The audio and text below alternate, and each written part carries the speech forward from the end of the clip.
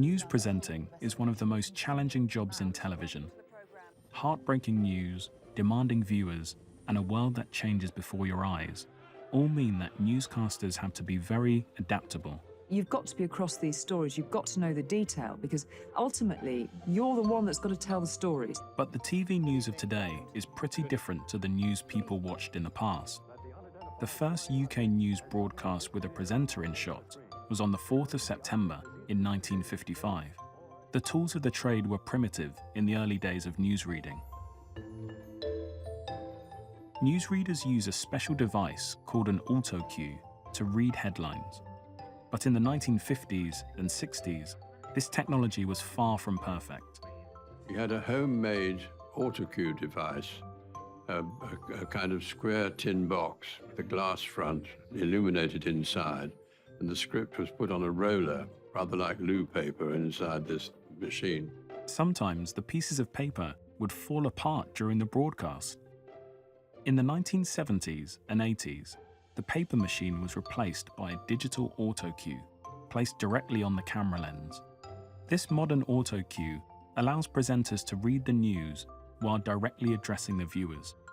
It's become the newsreader's best friend, but the relationship still suffers from the occasional breakdown. Now there I have a problem because unfortunately the autocue, which is a rare thing that we ever refer to, has broken down. In the 1980s, new technology changed things again when live satellite broadcasts were introduced. This meant that, for the first time ever, the news could be filmed live, on location. Presenter Alistair Stewart remembers delivering a famous breaking story live from Berlin in 1989. My proudest moment in all the time I've been doing it, undoubtedly, was November 1989 and the fall of the Berlin Wall. Good afternoon from Berlin. In just 3 days, the world has seen the city transformed from one divided by a cruel wall to one where its citizens from both east and west may come and go as they please. And in the 1990s, the introduction of rolling 24-hour news channels meant that viewers didn't need to wait for the 6 or 10 o'clock news programs.